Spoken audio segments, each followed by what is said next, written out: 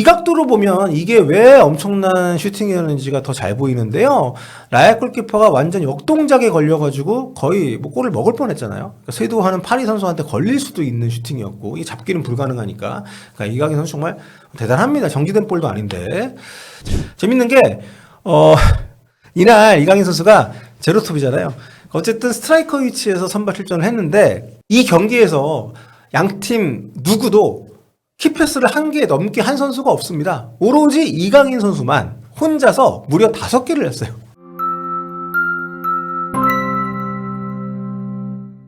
안녕하세요, 볼리TV입니다. 주말 제로톱 활약으로 아주 시선을 확 잡아 끌었던 이강인 선수였습니다. 자, 이강인 선수 경기 중에 발생되는 스탯을 바탕으로 이제 AI 평점을 매기는 대표 사이트가 3곳이 있잖아요. 지난 주말 프랑스 리그앙 베스트 11을 각 3개의 요 AI 평점 사이트가 매겼는데 여기에 모두 주간 베스트 이름을 올렸습니다.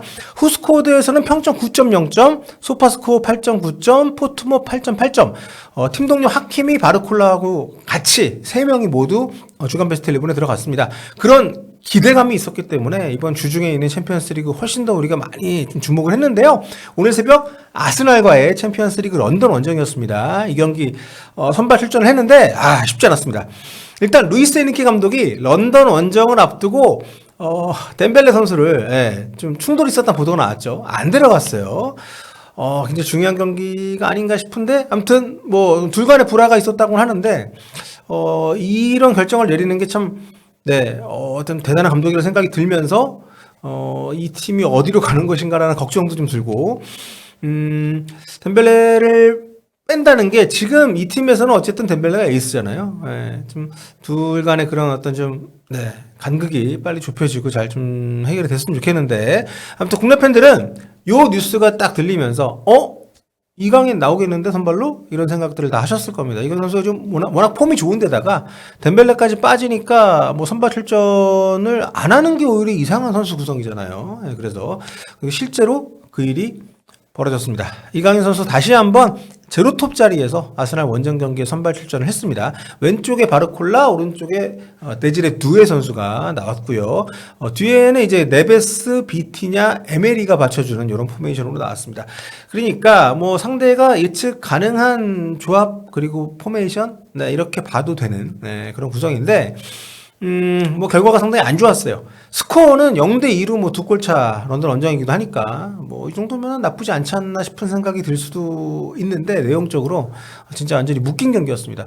물론 뭐 득점할 기회들이 없었던 것도 아니고 그 이강인 선수의 중거리 슈팅은 진짜 기가 막혔습니다. 뒤에 또 말씀드리겠습니다만 다만 이게 0대2라는 숫자로는 설명이 안 되는 아스날이 2골 넣고 나서 이제 후반 들어와서 그나마 좀 파리가 더 많이 기회를 잡았었고 뭔가 좀 아스날이 짠 판에 말려든 파리 같은 느낌? 나름 그래도 잉글랜드 수도 런던 또 프랑스 수도 파리 이 두 도시를 대표하는 팀들 간의 경기였기 때문에 상당히 뭐 현지에서도 큰 관심을 모았던 것에 비하면 파리가 너무 좀 부진했습니다. 양팀 주요 기록 보면요. 아스날 기대득점 0.76골인데 2골을 넣고 파리는 기대득점이 0.31인데 한 골도 못 넣었습니다. 뭐 기대득점에서도 또 둘 다 한 골은 안 되지만 아무튼 2배 차이가 났고요. 슈팅은 그런데 PSG가 더 높았습니다. 더 많았습니다. 이게 굉장히 특이한 게 뭐냐면 기대득점이라는 수치가 슈팅에서 추출이 되는 거잖아요. 슈팅이 없으면 기대득점 자체가 없기 때문에. 근데 슈팅을 2배 가까이 더 많이 때렸는데 기대득점은 절반도 안 되고 유효슈팅도 아스날의 절반이 안 된다는 거. 이거는 좀 심각한 거죠. 여기 잘 안 됐다는 거고. 그러니까 빅찬스가 아예 없었던 그런 경기였습니다. 그러니까 루이스 에니케 감독의 제로톱 전략, 아스날이 다 간파를 해서 굉장히 강력한 전방 압박을 전반 내내 걸었는데 이걸 파리가 제대로 뚫어내지 못했습니다. 정말 전반에 그 아스날이 한창 압박 걸 때는 박스 안을 벗어나는 것도 파리가 좀 부담스러워하는 모습이었고 전체적으로 그렇기 때문에 패스를 통해서 앞쪽으로 전진하는 시도가 중앙에서는 전혀 안 됐습니다. 공격이 중앙을 우회해가지고 거의 뭐 VPN 축구입니다. 중앙을 우회해서 사이드로 계속 올라오는 측면을 좀 열어두면서 아스날이 어차피 측면으로 올라와봤자 파리가 잘할 수 있는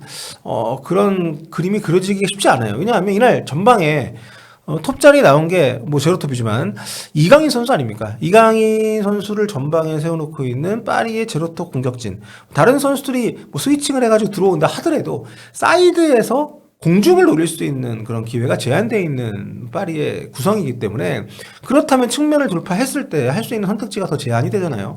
그러니까 충분히 파리 입장에서는 아스날이 열어둔 길만 이용을 하는 공격을 할 수밖에 없었고 위협적인 장면을 잘 만들어내지 못했습니다. 그래서 이렇게 그 파리 평균 위치하고 패스맵 그림을 보시면 이강인 선수가 상당히 많이 내려왔어요. 전방에서 그래도 램전 같은 경우에는 리그에서 좀 앞쪽에서 버텨주고 체격 좋은 선수들한테도 막 이렇게 그 몸싸움 이겨내면서 볼 지켜주고 연계해주고 하는 모습이 있었는데 아스날전 때는 아예 그쪽으로 공이 오지도 않았었고 많이 내려와서 본인이 좀 풀어줘야 되는 또 사이드로 빠져야 되는 그런 축구를 했습니다. 후반에 콜로무아니가 들어오면서부터는 오른쪽으로 이동을 해서 이제 그 전까지 두 애가 거의 존재감이 없었던 그 위치에서 경기를 했는데 어떻게 보면 여기에서 이강인 선수가 풀어주는 모습이 더 많지 않았나. 재밌는 게 이날 이강인 선수가 제로톱이잖아요.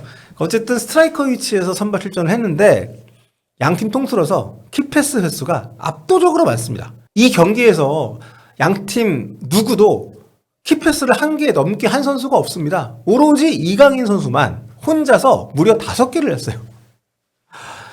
참. 자, 아스날 이강인 선수 주요 기록 보겠습니다. 90분 풀타임 뛰었고요. 공격 포인트는 없었지만 슈팅 한 번 때렸고 한 번 뉴 슈팅. 이거는 진짜 이쪽 이따 보여드릴게요. 그리고 이제 키패스 5번, 볼 터치 69번, 패스 성공률, 패스 49개 했는데 2개 빼고는 다 성공이었고요. 크로스도 많이 시도해서 도달이 많이 됐고, 리커버리도 3번을 했고, 그러니까 기록 이외에도 실제로 결정적인 역할을 하는 장면들을 여러 차례 많이 만들어냈던 이강인입니다. 먼저 전반 26분에 여기 이제 아래로 내려와 있죠. 그러니까 전방에서 기다릴 수가 없는 경기 흐름이었어요. 공격으로 이강인 선수가 이제 올라가는 과정에서 반대로 시원하게 휘저어주는 이런 전환 패스 좋았고요. 그 다음에 후반전 17분에 이 장면은 진짜 마르티넬리가 역습 올라갈 때 이강인 선수의 아주 영리하면서도 굉장히 중요한 수비가 있었습니다. 스피드면에서 경쟁을 붙지 않고 간격을 유지하면서 계속 타이밍을 보죠. 그러면서 공간으로 움직입니다. 그러다가 마르티넬리가 제끼려고 속도를 늦추는 그 순간에 바로 태클이 들어가는, 그러니까 지능적인 수비를 한 거죠. 피지컬적인 수비가 아니라. 그러니까 뒤에 동료가 있는 거 보고 몸을 던진 거기 때문에 그렇게 위험한 상황도 아니었고, 잘 먹혔어요. 그러니까 그런 어떤 그 자기 뒤에 아무도 없었다면 저런 수비를 안 했겠죠. 이때 만일 뚫렸다면, 파리가 더 많이 이른 시간에 무너질 수도 있는 그런 흐름이 됐을 겁니다. 자, 그리고 그 5분 뒤에 중거리슛 진짜 기가 막혔습니다. 이게 영상 보시면 무회전으로 차서 골키퍼 앞에서 궤적이 달라져요. 이게 참 라야 골키퍼 화면 우측으로 이동을 하다가 보시면 막판 왼쪽으로 이렇게 가는 그만큼 굉장히 힘들게 막아낼 수밖에 없었던 엄청난 슈팅이었습니다. 그러니까 이 각도로 보면 이게 왜 엄청난 슈팅이었는지가 더 잘 보이는데요. 라야 골키퍼가 완전 역동작에 걸려가지고 거의 뭐 골을 먹을 뻔했잖아요. 그러니까 쇄도하는 파리 선수한테 걸릴 수도 있는 슈팅이었고 이 잡기는 불가능하니까. 그러니까 이강인 선수 정말 대단합니다. 정지된 볼도 아닌데. 자, 그리고 이 장면 보세요. 이것도 아스날 수비 뒷공간으로 뛰어들어가는 동료 스피드 딱 맞춰가지고 바르콜라한테 떨궈주는 거. 정말 보면 볼수록 기가 막히는 재능이 아닌가, 이강인 선수. 놀랍습니다. 아무튼 경기가 0대1 졌기 때문에 호평을 따로 받을 기회가 많이 없었죠. 자, 파리가 좀 답답한 게 공격은 공격대로 안 풀리면서 수비할 때는 또 상대가 잘하는 패턴에 딱 그대로 당했어요. 트로사르 크로스, 하베르츠 헤더로 선제골 내줬고 사카가 측면에서 세피스 프리킥 찬 거. 그러니까 세피스 상황에서 아스날은 참 다양하게 시도를 하면서도 골을 만들어냅니다. 그죠? 아스날 선수들이 블록 만들어가지고 움직일 때 거기 따라서 멍하니 있다가 실점을 하는 파리 선수들의 모습들. 아무튼 개인적으로 저는 돈나룸마가 둘 중 하나 정도는 그래도 좀 처리를 해줄 셀이지 않나. 그래도 월클인데. 돈나룸 골키퍼만의 문제는 아닙니다만 특히 두 번째 골 같은 경우에는 중요한 경기에서 골키퍼들이 이런 거 하나 좀 해줘야 팀이 좀 힘을 받는데 좀 아쉬움이 있습니다.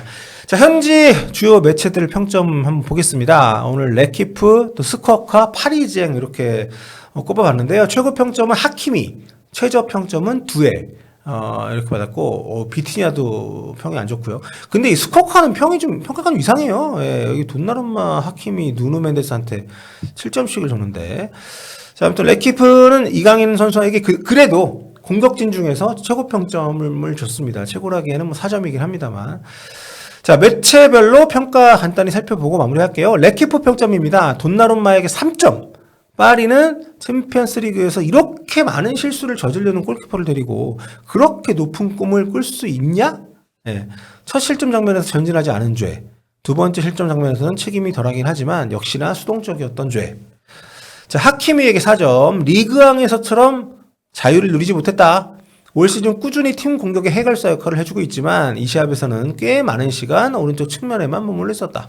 자, 두에에게 3점. 파리 남겨진 덴벨레 자리인 오른쪽 공격수로 출전했지만 챔스 레벨에 맞는 경기력을 보여주지 못했다. 자, 이강인 선수 4점. 렌느전에 이어서 또다시 공격 전선의 가짜 9번 역할로 선발 기용됐다. 액티브하게 움직이면서 유의미한 플레이들을 만들었지만 제한된 역할에 그쳤고 존재감이 없었다.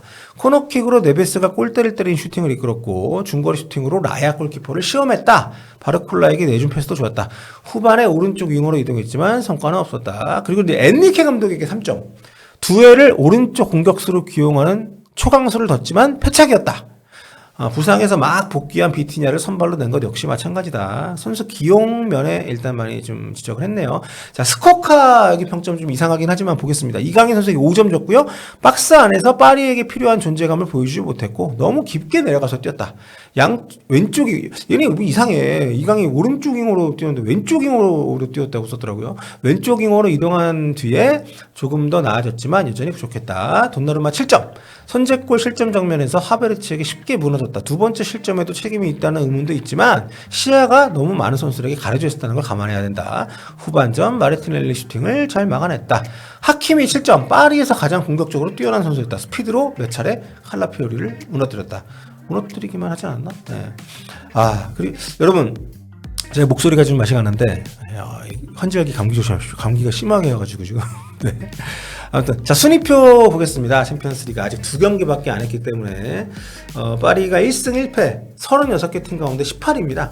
24위 안에 드는 게 일단 목표인 지금 그룹 프레이즈이기 때문에 아직 순위가 크게 중요하진 않습니다만 아무튼 출발이 썩 좋지는 않은 파리고요. 지난번에도 막판 극장골로 간신히 이겼으니까.